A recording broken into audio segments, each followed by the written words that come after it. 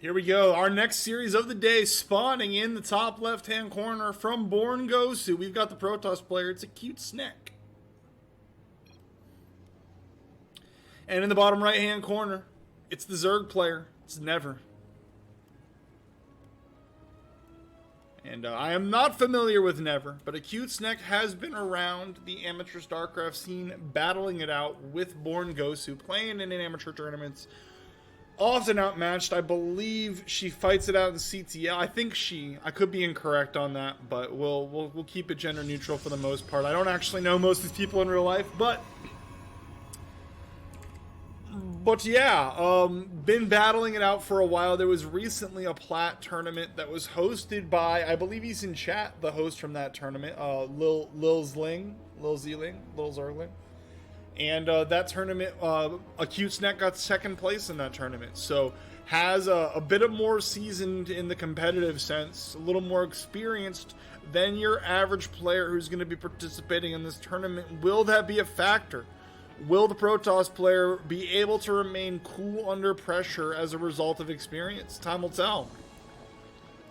Starting things off, everything looking normal. It's going to be a hatch, then gas, then pool opener out of NeVer. Back at home, ACuteSnek is opting to go with the second Nexus before the core. Making that decision after seeing everything is in order with the opening probe scout.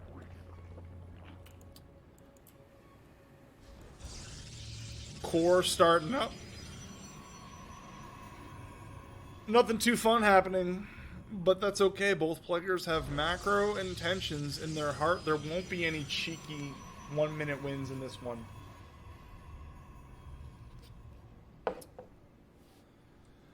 Back on the other side of the map, ACuteSnek has opted to keep this probe around. The probe's going to be keeping an eye out for the third. Maybe able to be a little annoying in denying the third. But soon there will be Zerglings to deal with this. 4 Zerglings in production.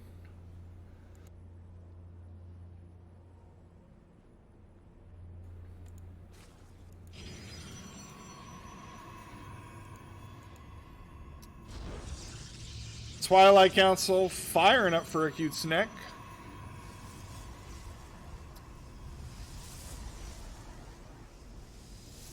What will the tech choice be with the Twilight Council opener? Putting the Twilight Council in the front wall as well as the second pylon is going to allow NeVer to get the necessary scouting information very easily. That said, back on the other side of the map, NeVer's still sitting on 2 bases. You usually would see a third base, if not already starting right now out of Zerg.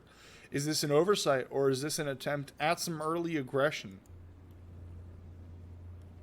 Glaives, resonating glaives, will be the tech choice out of ACuteSnek, possibly with the DT follow-up. I think that's very flavor of the month right now. A lot of potential chrono energy on this Nexus. Lings will catch this probe sleeping. The probe will fall down. Pervert Overlord doing a great job keeping an eye on the comings and goings on the other side of the map. 2 more gateways, 3 more gateways firing up, all at the front, all in vision of this Overlord. Interesting choice.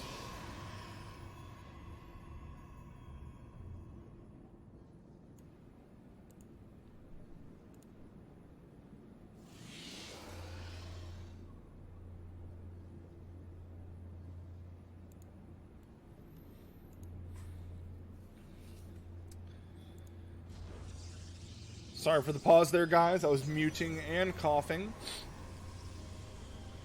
Warp Prism finishing up.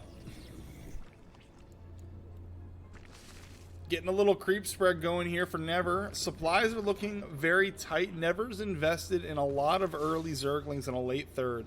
So Zerglings are not going to be overwhelming numbers here, especially not against the Resonating Glaives Adepts that will be coming across the map here pretty soon.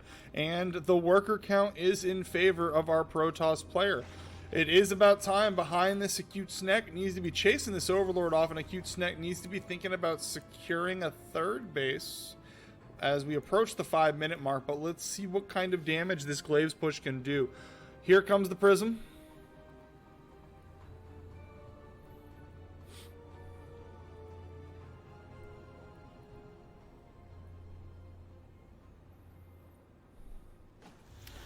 Down fall the Adepts. Now they are heavily outnumbered here by these Zerglings, but this is a nice little choke point for them to fight in. The first roaches are finishing up. A Dark Shrine has been started behind this. There's 3 more roaches in production. Will that be enough to deal with the Adepts? I think yes.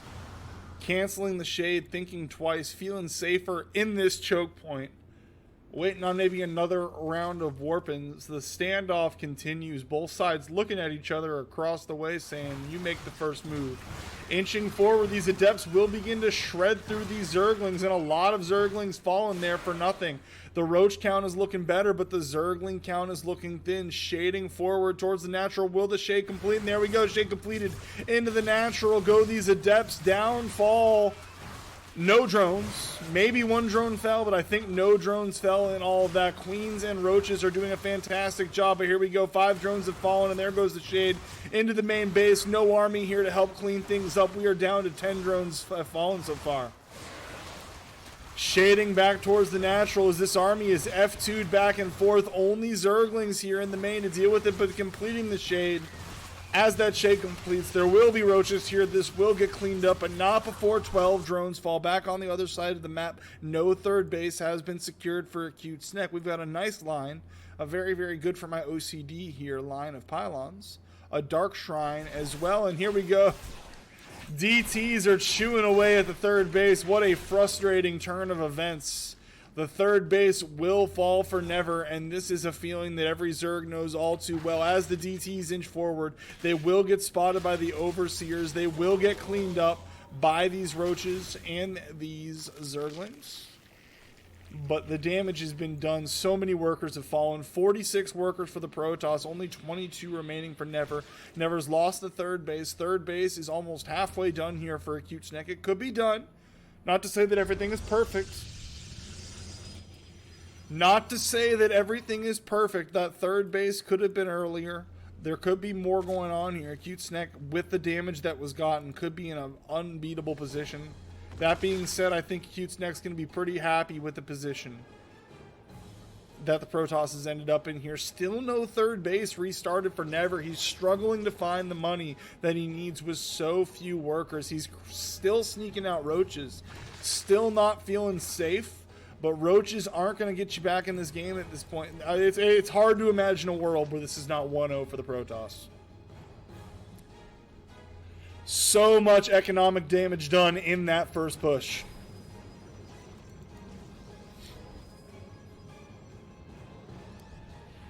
Two more Archons will be added on to this nice little harassment troop here, right on the other side of this ridge. Unable to spot each other. Little do they know. Little do they know, they are so close to each other. More Zealots headed to the front line to join their Archon friends. ACuteSnek is postured aggressively, looking to move in on up this ramp, but this ramp is a choke point that if you get stuck on, you could take a very bad trade. Moving in, the Bile's in a good spot to get some damage. Bile's underwhelming to say the least, but the choke point is doing a great job at preventing the entire Protoss army from fighting. After the Immortals got involved, they proved to be too much. Downfall the Roaches, downfall the Queens. GG is called. 1-0 for ACuteSnek in this series.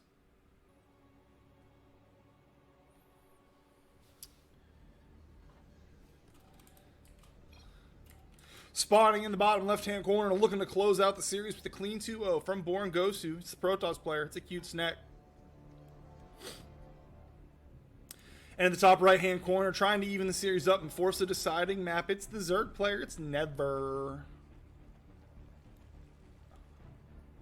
Both players started incredibly standard in game number 1. NeVer was a little late to take the third base, but the openings were textbook. Textbook stuff. So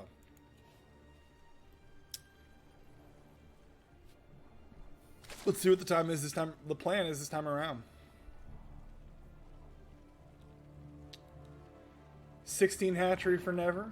Looking the same for him thus far. Wall has been started on the low ground. Nexus should be next if everything is in order. Scouting probe is going to confirm no pool first shenanigans from the Zerg.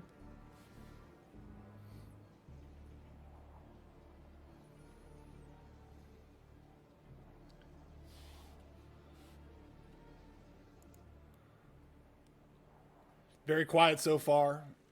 The calm before the storm as things heat up here. Pool on the way, more drones on the way. ACuteSnek sitting on that one supply lead that will obviously make or break the game right here. Nexus has been started up before core, but the core has started on time. These players have strong fundamentals, very strong openers that they have they have rehearsed. Will NeVer get the third base up a little quicker this time? I'm curious, and so is ACuteSnek. ACuteSnek is going to leave that probe near the third to try and make sure. Remain aware.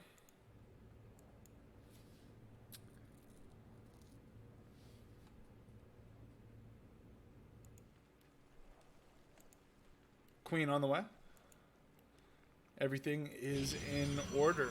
Back on the other side of the map, a Stargate will be the choice from ACuteSnek. Once again, opting to put the second pylon near the front as well as the Stargate. ACuteSnek is a very confident player who is confident enough to make scouting easier for the Zerg opponent here. It's very easy to keep an eye on what's going on. I don't think he can see. He can't see, but if he wants to at any point, it'll be very, very easy. This also isn't the safe spot. This is the safe spot. So ACuteSnek should, if it inches this way, will be able to see that there's an Overlord there. I don't think that's the high ground. As the Stargate finishes up, let's see what the opening unit is going to be. It's going to be a Phoenix looking to chase Overlords out and not so interested in getting across with an early Oracle. Early Oracle wouldn't be a bad idea, but if you look here, it's going to be 4 quick queens out of NeVer. So NeVer opts to go with a very heavy queen opener that probably would have fared pretty well against a quick Oracle. So, yeah. I think the Phoenix first is going to pay off. That being said, we're 3 minutes and 30 seconds into the game, and NeVer is just now securing a third base. So it's you want to take that third base earlier, before the 3-minute mark or at the 3-minute mark. It's not like gonna make or break the game, but it's one of those little things that over time, those little inefficiencies that could add up and allow ACuteSnek to get a lead off of macro alone. These players so far leave their opponent unmolested. They stay on their own side, and it really is a pure battle of who can build an army faster, who has stronger fundamentals, stronger macro for that first engagement. That's how game 1 was decided. Let's see if that's what happens in game 2. ACuteSnek throwing down a second Stargate, nothing producing out of the first Stargate currently. That Phoenix was able to chase off the Overlord, which is nice. But throwing down the second Stargate, what's the plan going to be? Or we have a straight to sky toss type situation, some mass Oracles, some mass Phoenix to buy time into a ground army. I'm looking forward to see what the plan is.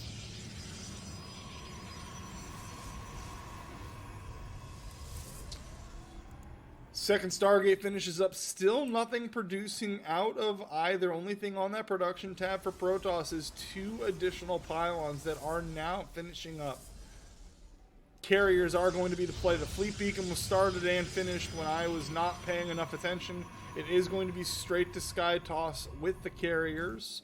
What will NeVer do to deal with this? So far, NeVer has no idea this is even coming. NeVer has spotted the opening Stargate, but NeVer doesn't realize it's a double Stargate build. No idea that there's a Fleet Beacon.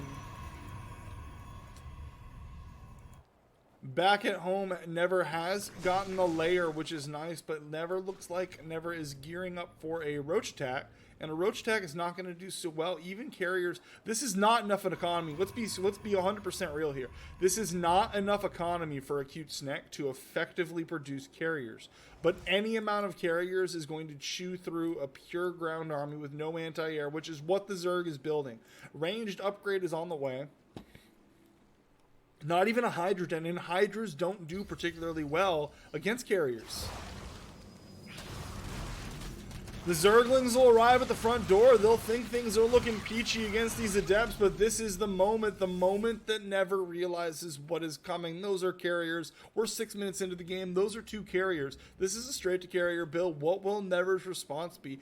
Adepts as well. We got Resonating Glaze. But what will NeVer's response be? Aspire is the proper choice. Aspire, a lot of Corruptors deal very, very well with carriers. If you can get armor upgrades for those Corruptors, even better. You can get 20, 30 Corruptors and they just plow through the carriers. It's a great choice, but right now there is not enough economy to produce enough Corruptors to help. Well, we've got 3 gases mining, 1 gas isn't mining. We don't even have a fully saturated third. Recognizing there's going to be a desperate need for gas, NeVer is scaling up that gas income, but we need a lot more. We need a lot more drones. We need a 4th base. I am concerned for the Zerg in this game. The carrier count starting to look a little scary. 4 carriers looks a lot scarier than 2. No doubt about that. And here's what I was talking about with ACuteSnek. Well, actually, it's floating a bit of money with no additional carriers on the way.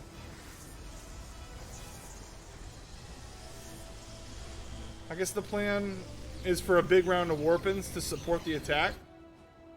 4 carriers moving in towards the south. Adepts are shading in towards the 3rd, looking to start things off. But these Adepts are not going to do so well against these roaches. These Adepts are not starting things off on the right note, but they are shading. They are taking the attention. I'd like to see the shade canceled. The shade is going to complete. They are headed in towards the main, and as they head in towards the main, 4 carriers are moving in towards the Nat. There is a Spore here. There are a few Queens. Queens are misclicked, and the Queens are going to kill friendly Overlord, and here's the battle. Here is it. It's just it does not take that many carriers to overwhelm a Zerg who has invested this heavily in an early roach push. They don't have the drone count. You can't respond with the Spire and have enough Corruptors to deal with the carriers. Carriers are going to take the game. ACuteSnek's going to take the series 2-0, headed on to the next round. Well played from the Protoss player.